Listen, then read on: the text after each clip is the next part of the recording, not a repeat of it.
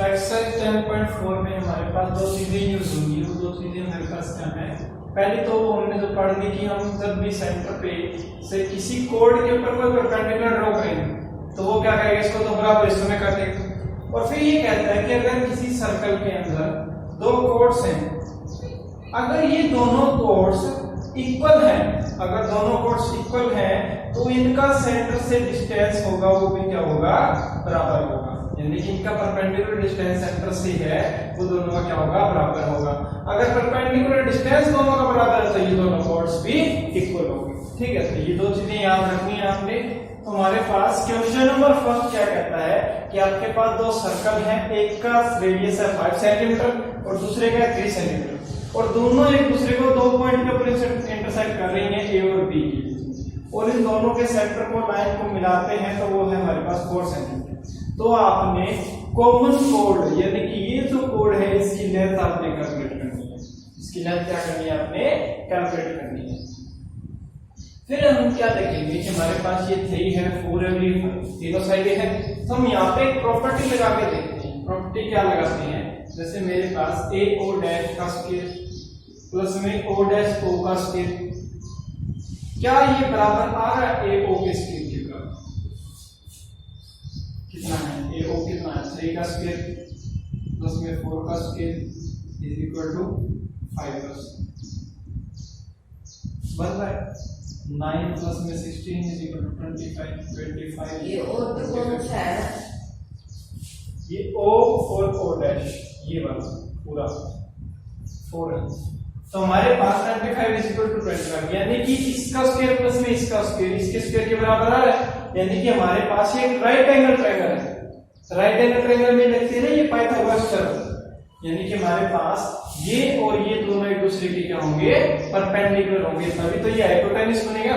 तो ये परपेंडिकुलर कैसे बनेगा, जब ये एंगल 90 डिग्री का होगा, और जब ये 90 डिग्री का होगा तो हमारे पास ये लाइन कुछ इस प्रकार से हो जाएगी, क्योंकि 90 डिग्री पे तो ऐसे बनेगा। फिर इस सिमिलरली लिख के हम ये देख सकते हैं, सिमिलरली देखेंगे तो हमारे पास इसका स्क्वायर प्लस में इसका स्क्वायर वो भी तो इसके स्क्वायर के बराबर है। इसका मतलब ये एंगल भी 90 डिग्री का होना चाहिए, ये एंगल भी 90 डिग्री का होगा, तो इसका मतलब हमारे पास ये भी क्या होगा, एकदम परपेंडिकुलर होगा। अब अगर ये हमारे पास परपेंडिकुलर हो गया तो हमारी जो कॉमन कोड है वो ये कॉमन कोड यहाँ पे नहीं बनेगी, बल्कि कहाँ पे बनेगी, यहीं पर ही बनेगी। ये तो बनेगी कॉमन कोड कि हमारे पास दो सर्कल अब इंटरसेक्ट कब करेंगे, दो सर्कल इंटरसेक्ट कब करेंगे कि जब हमारा जो कॉमन कोड है उसी के ऊपर हमारा क्या करेगा, सेंटर लाइन करेगा। ठीक है, क्योंकि आपने क्या करना है, इन दोनों रेडियस को इसके साथ मिला रहे थे ना, तो उसके बीच का एंगल 90 डिग्री आएगा। अब 90 डिग्री का कब बनेगा, ये परपेंडिकुलर होगा, ये परपेंडिकुलर है, ये भी परपेंडिकुलर है। इस परपेंडिकुलर के ऊपर ही आपने क्या करवाना है, इंटरसेक्ट करवाना है। तो आपने जो कॉमन कोड बनेगी वो कॉमन कोड कितनी बनेगी, ये रेडियस कितना था 3, ये रेडियस कितना है 3, तो 3 प्लस में 3 कितना बनेगा 6 सेंटीमीटर, यानी कि लेंथ ऑफ कॉमन कोड कितनी आ जाएगी 6 सेंटीमीटर। तो आपने लिखना इतना ही है कि हम क्या करते हैं, इस ट्रायंगल के अंदर पहले पाइथागोरस थ्योरम लगाते हैं, तो हम देखेंगे कि ये एंगल 90 डिग्री आता है। फिर आप इसके अंदर पाइथागोरस थ्योरम लगा के बताओगे कि ये भी एंगल 90 डिग्री आता है। फिर आप ये लिखोगे कि means the common code is the diameter of smaller circle, कि एक्चुअल में जो कॉमन कोड है वो इस छोटे वाले सर्कल का डायमीटर है। तो अगर डायमीटर है तो उसका आपके पास डायमीटर की लेंथ कितनी होती है, रेडियस का दुगुना, यानी कि 3 और 3 6 सेंटीमीटर आती है। ठीक है, बस ये इतना।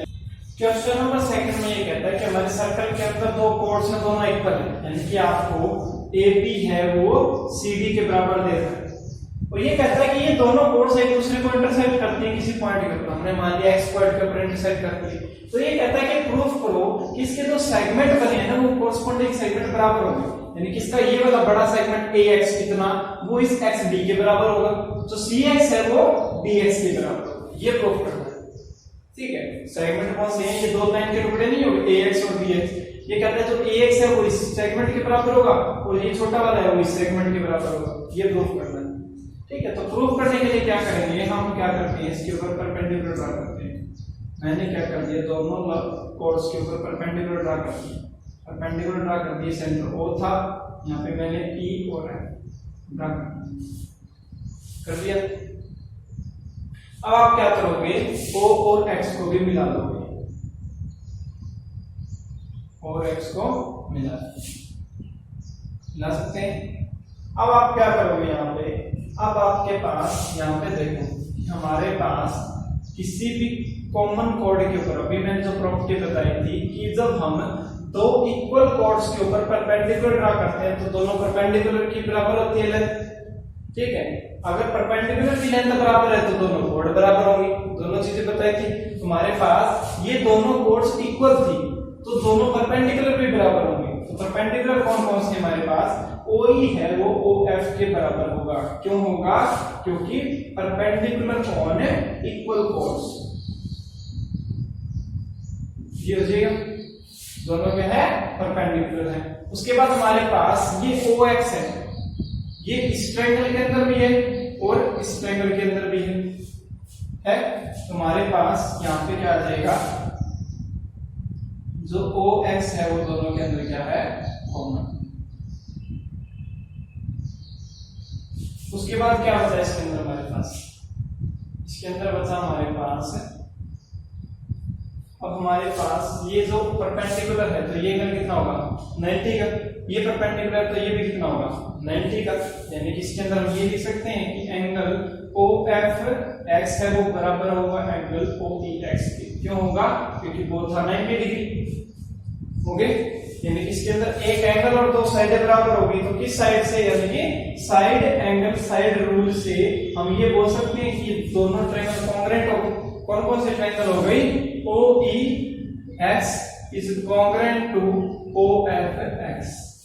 ये जी अगर दोनों ट्रायंगल कॉन्ग्रुएंट होगी तो इनके कॉरस्पॉन्डिंग पार्ट क्या होंगे, बराबर होंगे।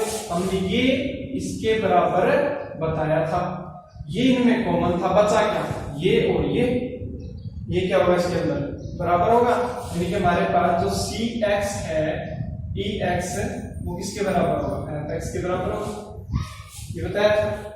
उसके बाद हमने ये प्रॉपर्टी ये पढ़ी थी कि जो हम किसी भी सेंटर से किसी कोड के ऊपर परपेंडिकुलर ड्रॉ करते हैं तो वो उसको दो बराबर हिस्सों में काटता है, तो बराबर हिस्सों में काटता है।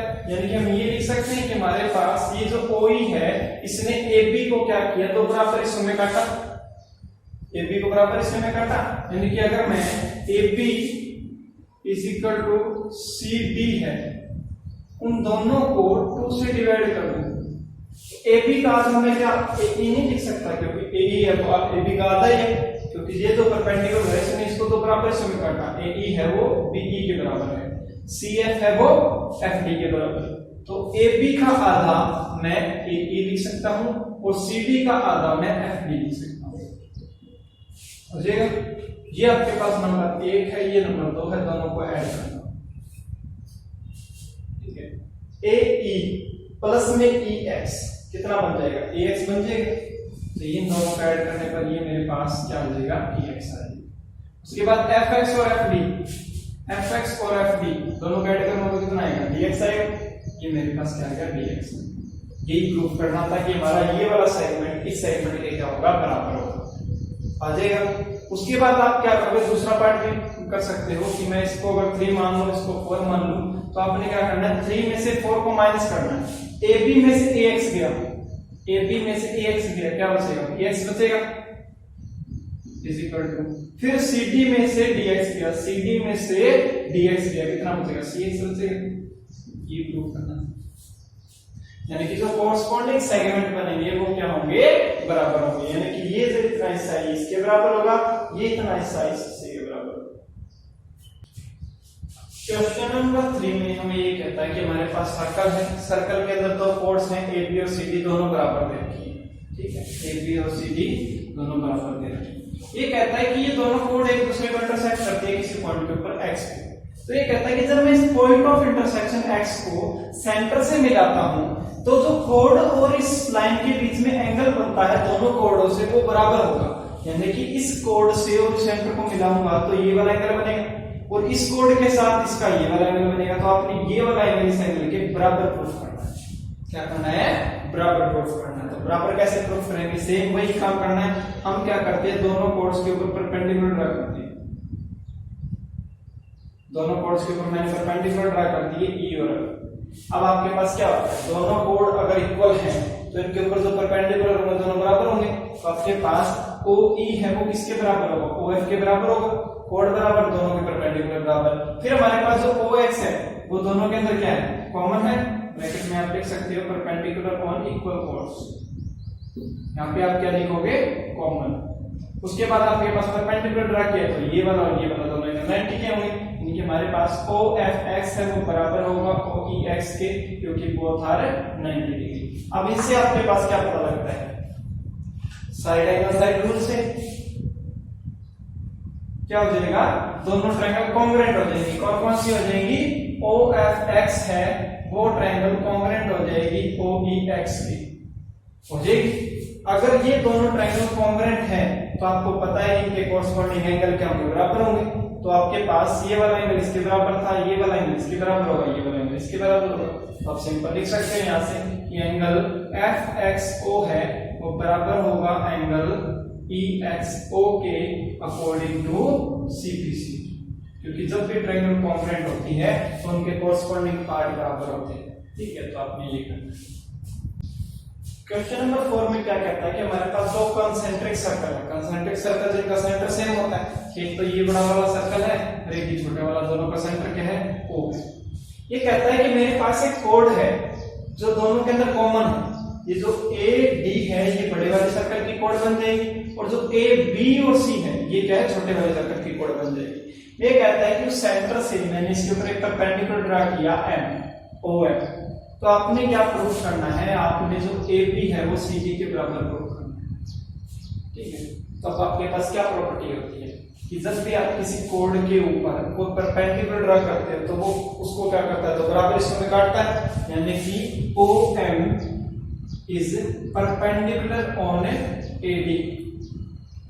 जो ओ एम है वो ए डी के ऊपर परपेंडिकुलर है, और ए डी क्या है, कोड नहीं है बड़े वाले सर्कल की। तो इसका मतलब जो ए एम है वो बराबर होगा एम डी के, क्योंकि इसको बराबर हिस्सों में कटेंगे ना बड़े वाले कोड को, ए एम है वो एम डी के बराबर होगा।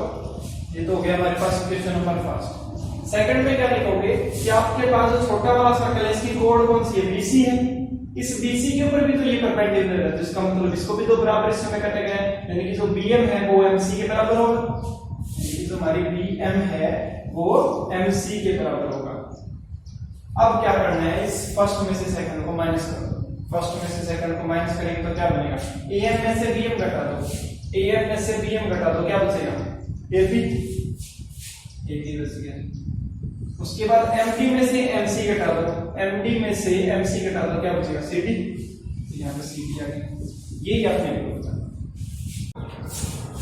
क्वेश्चन नंबर 5 में क्या देखा है, एक सर्कल है वो हमारे पास पार्क में है, ठीक है। उसके अंदर हमारे पास 3 लड़कियां हैं, रेशमा, सलमा, मंदी।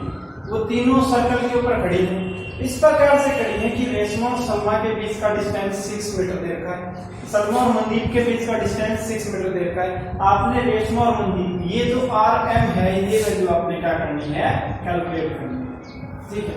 फिर कहते हैं कि जो हमारा सर्कल बन रहा है इसका रेडियस है वो आपके पास 5 मीटर, ठीक है, 5 सेंटीमीटर या 5 मीटर है वो दे रखा है आपके पास।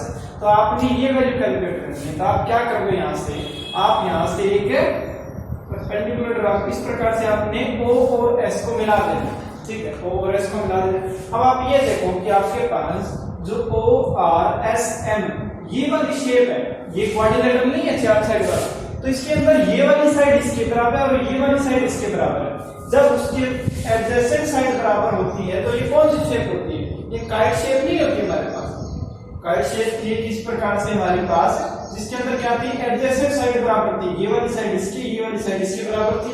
तो इसमें भी क्या होता है कि इसके जो डायगोनल्स हैं वो एक दूसरे को 90 डिग्री के ऊपर बाइसेक्ट करते हैं। काइट के क्या करते हैं, डायगोनल एक दूसरे को 90 डिग्री के ऊपर बाइसेक्ट करते हैं। तो आपको पता है कि जब हम सेंटर से किसी कॉर्ड के ऊपर परपेंडिकुलर ड्रा करते हैं तो उसको दो बराबर हिस्सों में काटता है। तो अगर मैं यहाँ से ये वैल्यू बोल दूं कि ये मेरे पास n पॉइंट है, तो आपको ये पता चल जाएगा कि जो Rn है वो हमारा nm के बराबर है, ठीक है, क्यों? क्योंकि परपेंडिकुलर ऑन ए कॉर्ड, कि किसी भी कॉर्ड के ऊपर परपेंडिकुलर डालते हो तो वो उसको दो बराबर हिस्सों में काट देता है, तो ये वैल्यू और ये वैल्यू दोनों बराबर होगा। फिर आपने एक कंस्ट्रक्शन ये करनी है कि आपने यहां से भी एक परपेंडिकुलर ड्रॉ करना है। यहां से एक परपेंडिकुलर ड्रॉ करोगे तो आपको पता है कि ये पूरा 6 था, तो ये कितना रह जाएगा 3, और ये भी कितना रह जाएगा 3। क्यों?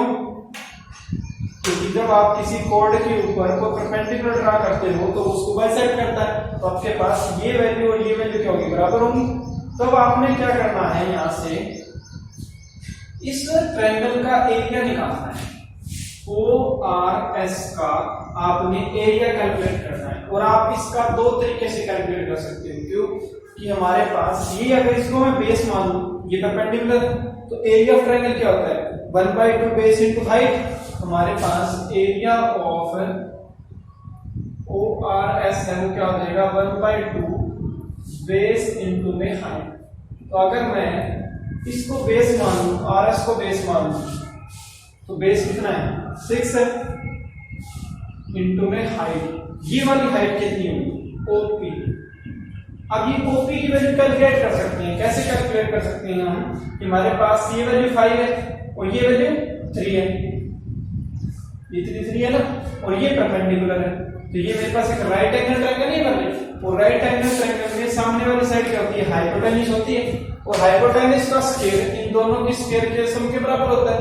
ठीक है, यानी कि OR का स्क्वायर है वो बराबर होगा किसके, PR का स्क्वायर प्लस में OP का स्क्वायर। ठीक है, तो इसका स्क्वायर यानी कि 5 का स्क्वायर कितना आ जाएगा 25, PR कितना है 3 का स्क्वायर कितना है 9, प्लस में क्या है OP का स्क्वायर। अब ये 9 प्लस का इस तरफ आ गया माइनस का, तो 25 में से 9 कितना बचा 60, OP का स्क्वायर आ गया 60। स्क्वायर हटाने के लिए क्या करते हैं, रूट लगाते हैं, तो स्क्वायर से तो रूट कट जाएगा, यानी कि यहाँ पे तो आ गया OP। अब 16 किसका रूट होता है, 4 का नहीं होता, तो ये मेरे पास क्या आ जाएगी, वैल्यू 4 आ जाएगी। तो आपके पास ये था बेस 6, हाइट कितनी है 4, तो ये मेरे पास 4 आ गया। तो एक तो हमारे पास एरिया निकलता है यहाँ से कितना आएगा एरिया, 2 से 3 पे कट गया, 4 3 12, यानी कि ये मेरे पास 12 यूनिट या मीटर स्क्वायर कितना एरिया है इस ट्रायंगल का। दूसरा, अगर मैं इसको बेस मान लूं, OS को अगर मैं बेस मान लूं, तो ये मेरे पास परपेंडिकुलर है। ठीक है, तो अगर मैं यहां से लिखूं तो 1/2 इनटू में बेस में मान लेता हूं OS को बेस मान लिया, तो हमारे पास ये तो वैल्यू है R, इसको मान लेंगे परपेंडिकुलर, मान सकते हैं R को परपेंडिकुलर मान सकते हैं। तो मेरे पास OS है, ये क्या है, ये इसका रेडियस नहीं है सर्कल का, सेंटर को इसको मिला रहे हैं, तो रेडियस है, रेडियस कितना है 5। तो यहां से 1/2 OS की वैल्यू तो है 5 इनटू में है RM, 5 को मैं इसकी यहां पे लिख सकता हूं 5/2। अब ये भी था एरिया ऑफ ट्रायंगल है ORS, और ये भी है ट्रायंगल का एरिया ORS का, तो दोनों एरिया को मैं बराबर रख सकता हूं क्योंकि सेम ही ट्रायंगल का एरिया है। तो मेरे पास जो 12 है उसको मैंने बराबर रख दिया 5/2 इनटू में RS। अब ये यहाँ पे 2 मल्टीप्लाई में डिवाइड में इस तरफ आके क्या हो जाएगा मल्टीप्लाई में, ये यहाँ पे मल्टीप्लाई में यहाँ पे आएगा क्या हो जाएगा डिवाइड में। तो आपके पास 24 डिवाइड में 5, ये काट दो कितने पे करता है 520 और यानी कि मेरे पास ये जो RM की वैल्यू आ गई वो आ गई 4.8, हाँ 4.8 आएगी। ठीक है, उसके बाद आपको पता है जो RM है वो भी NM के बराबर, तो यानी कि NM की वैल्यू भी कितनी होगी 4.8, और जो RM है ये टोटल कितनी है RM प्लस में NM, दोनों को जोड़ दो 4.8 और 4.8 को जोड़ दूंगा कितना आ जाएगा 9.6, यानी कि मेरे पास जो रेशो और मनदीप के बीच का डिस्टेंस है वो कितना है 9.6 मीटर। ठीक है, क्वेश्चन नंबर 6 में कहता है कि एक सर्कल है, सर्कल के ऊपर 3 फ्रेंड्स हैं, अंकित, सैयद और डेविड, तीनों उसके ऊपर खड़े हैं इक्वल डिस्टेंस के ऊपर। इक्वल डिस्टेंस का मतलब क्या है, जो हमारी AS है वो बराबर है AD के भी और SD के भी, यानी कि तीनों का डिस्टेंस बराबर है, ये दे रखा है। तो आपने क्या करना है, ये डिस्टेंस ही कैलकुलेट करना है। अगर इस सर्कल का रेडियस है वो दे रखा है 20 सेंटीमीटर, इस सर्कल का रेडियस है वो कितना दे रखा है कि अगर मेरे पास सेंटर है O, तो मेरे पास ये वैल्यू दे रखी है OS कितनी दे रखी है 20। तो ये कहता है कि अब आप क्या करोगे, इसी को आप क्या करोगे मीडियन बना दोगे। मीडियन क्या होता है, जो उस साइड को दो बराबर हिस्सों में काटे। मीडियन क्या होता है कि किसी वर्टेक्स से एक ऐसी लाइन जो क्या करे इसको बराबर दो हिस्सों में काटे। तो बराबर दो हिस्सों में काटे हैं, मान लेते हैं इसको P मान लेते। तो आपको पता है जो AP है, AP है वो क्या होगा, इस AD का आधा होगा। अगर AD का आधा है तो AS का भी तो आधा ही होगा, तो AS का आधा हो जाएगा। ये हो गया। अब आपने क्या करना है, यहां से आपको ये पता है कि आपका ये वाली वैल्यू है 20, क्योंकि ये रेडियस है ना। तो आपके पास ये जो पॉइंट है ये बन रहा है सेंट्रोइड। किसी भी ट्रायंगल के अंदर आप क्या करते हो, एक ऐसा पॉइंट लेते हो जो क्या करता है, तीनों वर्टेक्स से इक्वल डिस्टेंस पे हो। तीनों वर्टेक्स से क्या हो, इक्वल डिस्टेंस से हो। इस पॉइंट से भी, इस पॉइंट से भी और इस पॉइंट से भी, इन तीनों पॉइंट से अगर इक्वल डिस्टेंस पे कोई पॉइंट होगा उसको बोलते हैं सेंट्रोइड। अब जो सेंट्रोइड होता है ना, वो इस लाइन को और इस लाइन को हमेशा 2/1 रेशियो में काटता है, यानी कि 2:1 में हमेशा काटता है। ये दो चीजें याद रखनी है। क्या याद रखनी है, एक तो हमारे पास ये सेंट्रोइड है वो होता क्या है, आपको पता है कि ये OS है, ये जो OA है और ये OD है, ये तीनों इक्वल नहीं है क्योंकि तीनों रेडियस है। अगर तीनों इक्वल है तो इसका मतलब O है वो इस ट्रायंगल का क्या है, सेंट्रोइड है।